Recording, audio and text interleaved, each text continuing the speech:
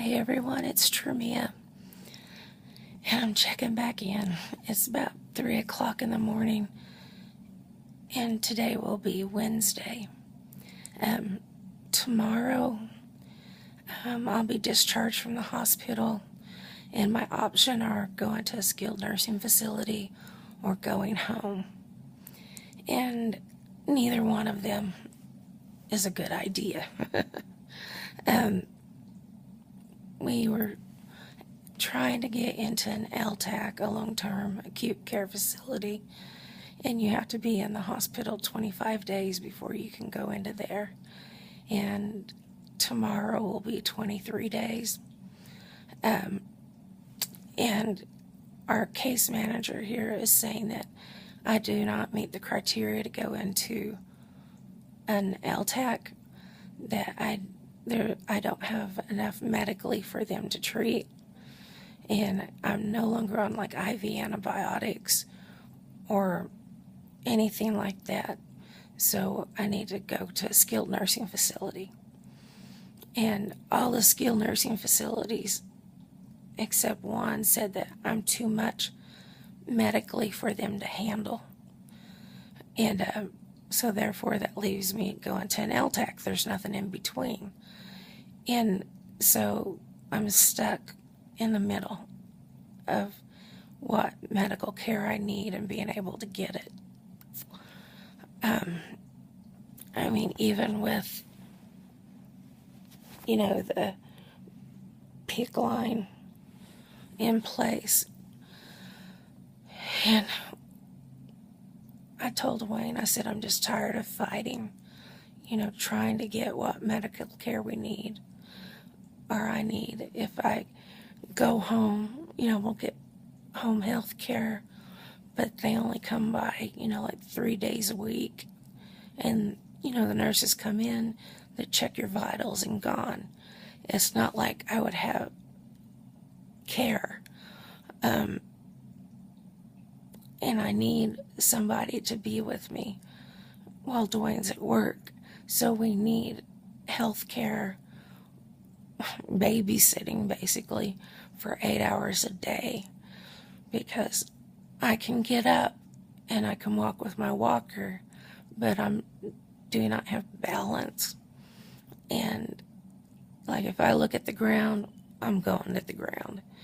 If I look at something, I roll right to it, or I start aiming for it, and therefore I have to have somebody watching me and helping me get to where I'm going.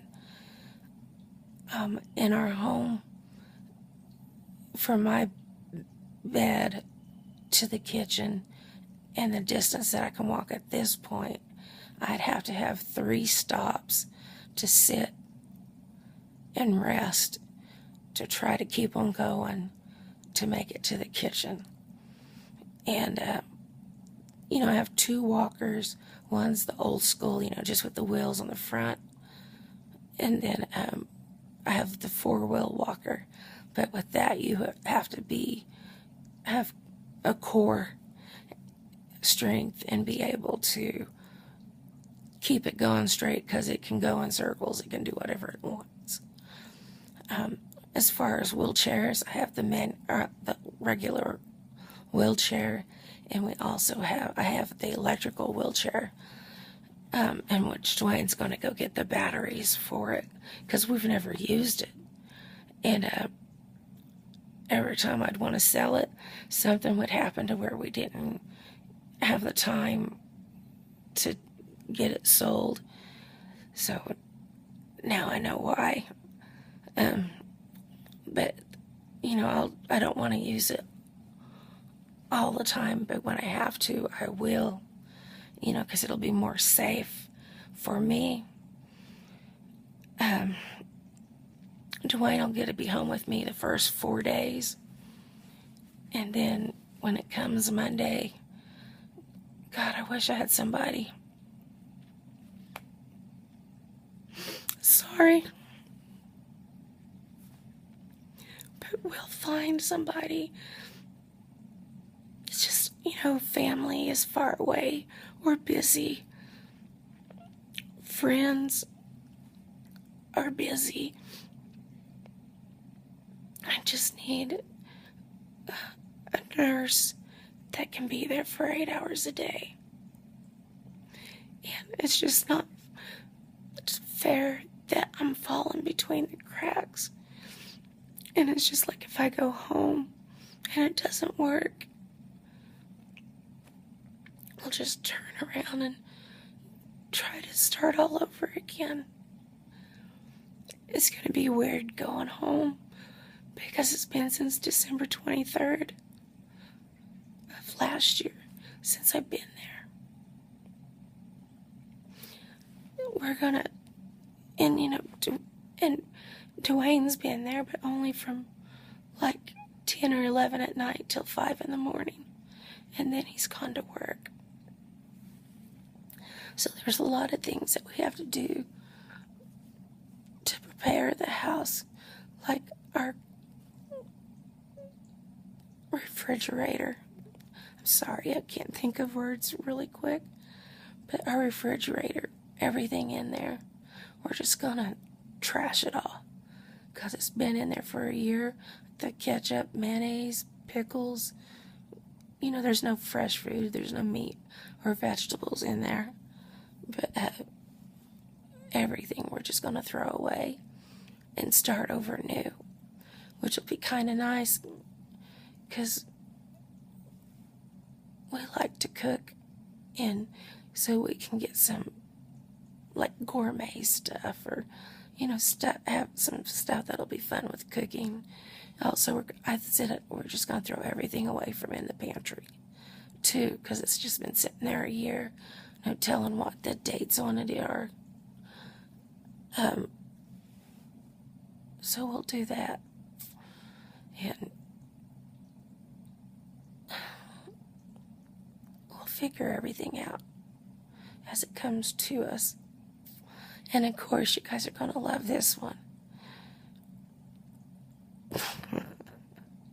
After all the testing and stuff, they got the rheumatologist that comes to this hospital up here, and he did a full, lupus lab workup on me. And I no longer have lupus. And I just started laughing when he told me that. And I said, you do realize that after all the high-dose steroids that you've given me and stuff, it's not going to show. You took away all my inflammation markers. You took away everything. And then you did the lupus testing. And people, like our nurses, will come in. I heard you got good news. And it's like, no. In which it doesn't, after all this time, it doesn't bother me when a doctor says, oh, you don't have lupus. And then I'll say, I've been to the best of the best places. I've been to the Mayo Clinic. I've been to Northwestern, and I have lupus. They agreed with all the testing that's been done on me. They did their own testing. They gave me the treatment protocol they wanted me to do. And it wasn't because I didn't have lupus. So I'm glad that I can just let it roll off of me now, because before it used to affect me. And but even if it wasn't lupus, whatever autoimmune disease it would be, they would treat it the same way. So it's just a name. And then I got this horrible sty on my eye, and it's popped, it's going down. That sucker was the biggest one anybody had ever seen here. And it went up, and it went over the top of this eyelid, and it kept my eye closed. It was bad. And when it popped, I thought it was going to be infection coming out, but it was blood. So, who knows? But at least now I can see, because it had my whole eye closed where I had no line of vision. Well, I'm going to go and get off of here, and come Thursday, I'll try to vlog some more when, we're leaving and stuff. I'll see you in the next video.